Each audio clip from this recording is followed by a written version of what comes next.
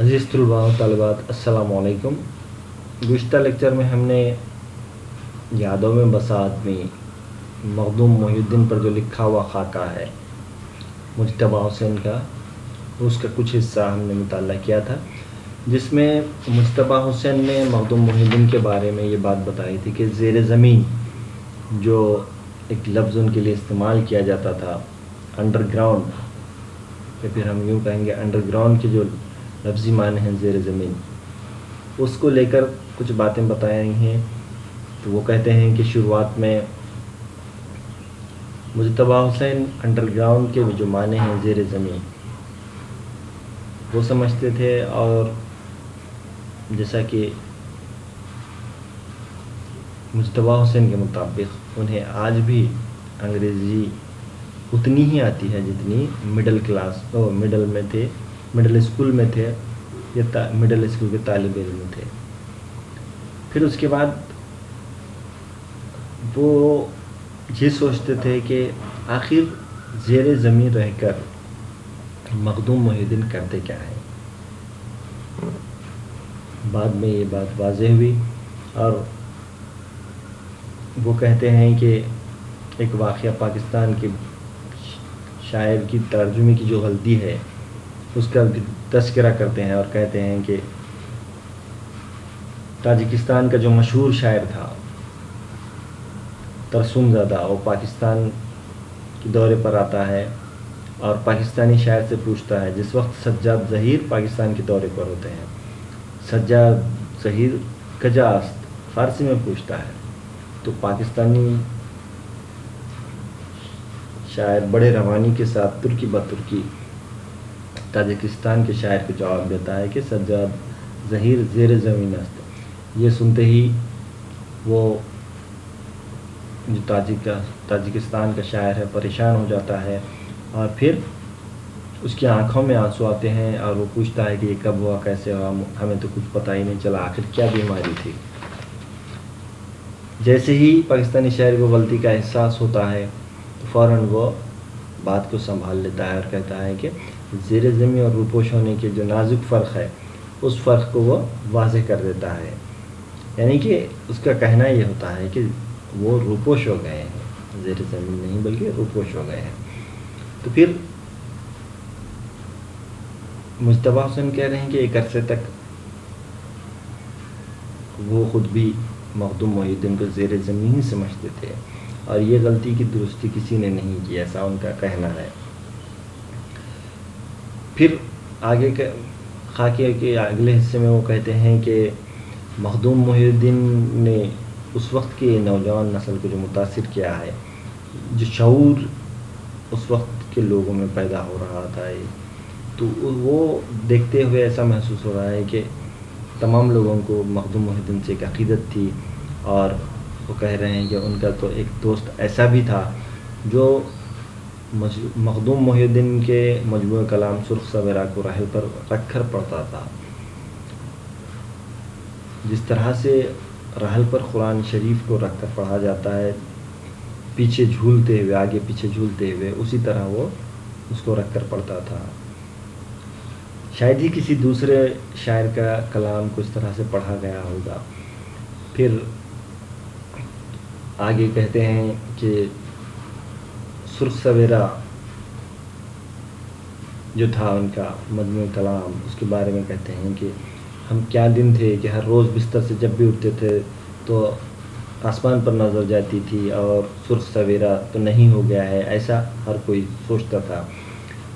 ہر ایک کو یہ امید تھی کہ انقلاب روس کی طرح ایک عدد انقلاب ہندوستان میں بھی آئے گا، اور کئی راتیں اسی انتظار میں، انقلاب کے انتظار میں ان لوگوں نے گزاری تھی۔ پھر مجتبی حسین کہتے ہیں کہ مخدوم، فیض، کرشن چند، سجاد ظہیر اور سردار جعفری کی تحریروں میں جو سوشلزم انہوں نے پڑھا تھا، یہی سوشلزم انہیں خالصتاً اردو سوشلزم لگتا تھا، اور اسی کو وہ سوشلزم سمجھتے تھے۔ پھر مخدوم کی جو شخصیت ہے اس نے حیدرآباد کے لوگوں کو بہت زیادہ متاثر کیا ہوا دکھائی دیتا ہے۔ اس کا ایک جادو، ان کی شخصیت کا جادو حیدرآباد کے لوگوں پر دکھائی دیتا ہے. وہ کئی مجتبیٰ حسین نے مخدوم محی الدین کو موافق الفطرت کہا ہے. کئی دفعہ وہ ایک وقت میں وہ کئی مقامات پر دکھائی دیتے ہیں. کبھی 4 بجے ورنگل میں مزدوروں کے خفیہ جلسے کو خطاب کرتے ہیں تو اسی وقت نلگنڈا میں ایک زمیندار کی زمین کسانوں میں بانٹ رہے ہوتے ہیں، اور اسی سمے حیدرآباد کے ایک محلے میں اپنے دوست کو اپنی تازہ نظم سنا رہے ہوتے ہیں. تو اس طرح سے وہ موافق الفطرت عنصر کی طرح دکھائی دیتے ہیں. پھر اس کے بعد اگلے حصے میں دیکھیے کس طرح سے وہ کہہ رہے ہیں. پھر یوں ہوا کہ مخدوم جب قید سے رہا ہوئے تو ہمیں اطلاع ملی کہ وہ شاہ آباد میں مزدوروں کے ایک جلسے سے خطاب کرنے کے لیے آ رہے ہیں. تو مجتبیٰ حسین کہہ رہے ہیں کہ پھر مخدوم محی الدین جب قید سے رہا ہوتے ہیں اور اطلاع ملی کہ وہ شاہ آباد مزدوروں کے ایک جلسے کو خطاب کرنے کے لیے آ رہے ہیں. ان دنوں میں گلبرگہ انٹرمیڈیٹ کالج میں پڑھتا تھا. تو گلبرگہ کے انٹرمیڈیٹ کالج میں وہ پڑھا کرتے تھے. مجتبیٰ حسین جس شاعر کا کلام اپنے لیے وظیفہ تھا اور جس کی تصویر سدا دل کے آئینے میں رکھی رہتی تھی، اس کے شاہ آباد آنے کی اطلاع ملی تو رگوں میں خون کھینچا. اس زور سے ابلا کہ میں اور میرا دوست جو سرخ سویرا کو رحل پر رکھ کر پڑھا کرتا تھا اسٹیشن کی طرف آ گئے. تو وہ لوگ کیا کرتے ہیں، جیسے ہی انہیں پتہ چلتا ہے کہ مخدوم محی الدین شاہ آباد میں مزدوروں کے ایک جلسے کو خطاب کرنے آ رہے ہیں، تو وہ مجتبیٰ حسین اور ان کا جو دوست ہے، ان کی جو دیرینہ خواہش تھی، یعنی کہ رحل پر رکھ کر جن کے کلام کو ان کا دوست پڑھتا تھا، پھر جن کی تصویر سدا ان کے دل میں رہتی تھی، تو وہ فوراً ان کو ملاقات کرنے کے لیے، اس پروگرام کو اٹینڈ کرنے کے لیے وہ اسٹیشن کی طرف آتے ہیں. معلوم ہوا کہ شاہ آباد جانے والا مدراس میل ابھی جا چکا ہے. اب وہ ٹرین کا نام ہے مدراس میل. تو وہ شاہ آباد جانے والی جو ٹرین تھی وہ جا چکی ہے. انکوائری سے پوچھا کہ شاہ آباد کا یہاں سے کتنا فاصلہ ہے. پھر انکوائری کر کے پوچھتے ہیں کہ شاہ آباد کا یہاں سے کتنا فاصلہ ہے. تو انہیں جواب ملتا ہے 25 کلومیٹر. ہم نے کہا ٹھیک ہے، آج عشق آتش نمرود میں کود پڑے گا اور 25 کلومیٹر کا فاصلہ پیدل طے کرے گا. اب یہ جو محبت تھی، عقیدت تھی مخدوم محی الدین سے، اس کے لیے وہ کیا کرتے ہیں، 25 کلومیٹر پیدل چلنے کی ٹھان لیتے ہیں. اس کے لیے کہہ رہے ہیں مجتبیٰ حسین عشق آتش نمرود میں کود پڑا. 25 کلومیٹر پیدل سفر طے کرنا آتش نمرود میں کود پڑنے کے برابر ہی ہے. پھر اپنے جنوں کی کہاں تک تشہیر کی جائے، یہ ہماری زندگی کی پہلی اور آخری لانگ مارچ تھی، مگر شاہ آباد پہنچے تو معلوم ہو کہ مخدوم آئے بھی اور چلے بھی گئے. تو انہوں نے پیدل 25 کلومیٹر کا فاصلہ طے کیا. اور وہ کہہ رہے ہیں مجتبیٰ حسین کہ زندگی کی سب سے پہلی اور آخری لانگ مارچ تھی. لانگ مارچ یعنی کہ پیدل سب سے لمبا سفر جس کو ہم کہہ سکتے ہیں. مگر جب وہ شاہ آباد پہنچتے ہیں تو معلوم ہوتا ہے کہ مخدوم وہاں سے چلے گئے ہیں. ہم دونوں ایک دوسرے کے ماتھے پیٹ کر چپ ہو رہے ہیں. اب وہ افسوس کر لیتے ہیں وہ دونوں دوست، مجتبیٰ حسین اور ان کا جو دوست. مگر مخدوم موافق الفطرت شاید تو تھے ہی. انہیں غالباً کسی غیبی طاقت نے بتا دیا تھا کہ گلبرگہ میں 2 روحیں ان سے ملنے کے لیے بےتاب ہیں. اب مخدوم کو جیسے پہلے سے بھی بتایا جا رہا ہے کہ وہ موافق الفطرت ہیں، تو انہیں کسی نے بتا دیا تھا کہ گلبرگہ سے 2 روحیں ان سے ملنے کے لیے بےتاب ہیں، 2 لوگ ان سے ملاقات کرنے کے لیے بےتاب ہیں. لہٰذا 15 دن بعد مخدوم گلبرگہ چلے آئے. تو 15 دن بعد کیا ہوتا ہے، مخدوم گلبرگہ چلے آتے ہیں. مزدوروں کے کسی جلسے کو مخاطب کرنے. جلسے کے بعد کالج کے نوجوانوں نے انہیں گھیر لیا. مزدوروں کا ایک جلسہ تھا جس کو مخاطب کرنے آئے تھے. پھر ہوتا یہ ہے کہ جلسے کے بعد کالج کے جو نوجوان تھے انہیں گھیر لیتے ہیں. مجھے یاد ہے وہ پورے چاند کی رات تھی. مجتبیٰ حسین کہہ رہے ہیں کہ پورے چاند کی رات تھی. ایسا روشن چاند ہم نے زندگی میں پھر کبھی نہیں دیکھا. اب پہلی ملاقات ہو رہی ہے مخدوم محی الدین سے مجتبیٰ حسین کی. تو کیا کہہ رہے ہیں کہ ایسا روشن چاند ہم نے زندگی میں پھر کبھی نہیں دیکھا. یعنی کہ انہیں ایک چاند محسوس ہو رہا ہے. गुलबर्गा के मोमिनपुरा में एक बुज़ुर्ग के मज़ार के सामने एक चबूतरे पर मखदूम हम नौजवानों के साथ बैठे थे। तो मखदूम कहाँ बैठे थे? गुलबर्गा का जो मोमिनपुरा इलाक़ा है वहाँ पे एक बुज़ुर्ग के मज़ार के सामने एक चबूतरे पर वो बैठे थे। आधी रात बीत चुकी थी, आधी रात ख़त्म हो चुकी थी और मखदूम हम सबको अपना कलाम सुना रहे थे। तो मखदूम मोहिउद्दीन क्या कर रहे थे? अपना कलाम सबको सुना रहे थे। सुर्ख सवेरा तो हमें ज़ुबानी याद था ही, लिहाजा हमने कहा मखदूम भाई अपना कोई गैर मतबूआ कलाम सुनाइए। तो सुर्ख सवेरा जो उनका मजमूआ कलाम था वो तो सबको ज़ुबानी याद ही था। उनसे फरमाइश करते हैं कि मखदूम भाई अपना कोई गैर मतबूआ कलाम सुनाइए, यानी कि जो अब छपा नहीं है वो कलाम को सुनाइए। हंसकर वो बोलते हैं कि मैं गैर मतबूआ कलाम नहीं कहता, हमेशा मतबूआ कहता हूँ। वो कहते हैं कि मैं कभी गैर मतबूआ कलाम नहीं कहता, मतबूआ कलाम ही कहता हूँ। फिर मैं हैदराबाद आया, मखदूम से अनगिनत मुलाकातें हुई। फिर यूँ हुआ कि कई बरस बाद एक दिन मैं प्रोफेसर हसन अस्करी और मखदूम हैदराबाद के विकेजी होटल में बैठे थे। फिर क्या होता है, अनगिनत मुलाकातें होती हैं हैदराबाद में मुज्तबा हुसैन की और मखदूम मोहिउद्दीन की। फिर हुआ यूँ कि कई बरस के बाद एक दिन प्रोफेसर हसन अस्करी और मखदूम हैदराबाद के बेकाजी होटल में बैठे थे। बेकाजी होटल में वो बैठे हुए थे। मुझे मखदूम से मिलने का वो पहला और अछूता इश्तियाक़ याद आया। तो मखदूम मोहिउद्दीन से मिलने का उन्हें पहला और अछूता क्यों कह रहे हैं? क्योंकि बहुत कीमती, असल में वो बहुत ज़्यादा उस शख्सियत से मुतासिर थे, अक़ीदत थी, मोहब्बत थी, तो इसलिए वो अछूता इश्तियाक़ कह रहे हैं। मैंने मखदूम से कहा मखदूम भाई आपको पता नहीं है कई बरस पहले आपसे मिलने के लिए मैं और मेरे एक साथी ने गुलबर्गा से शाहबाद तक पैदल सफ़र किया था। उस वक्त वो कहते हैं मुज्तबा हुसैन, क्या शायद आपको पता नहीं है कि हमने कई बरस पहले आपसे मिलने के लिए गुलबर्गा से शाहबाद पैदल सफ़र किया था, 25 किलोमीटर। ये सुनते ही निहायत राजदारी के अंदाज में बोले, अच्छा तो अब मिलो, बताओ क्या काम था तुम्हें मुझसे, कोई ख़ास बात थी क्या?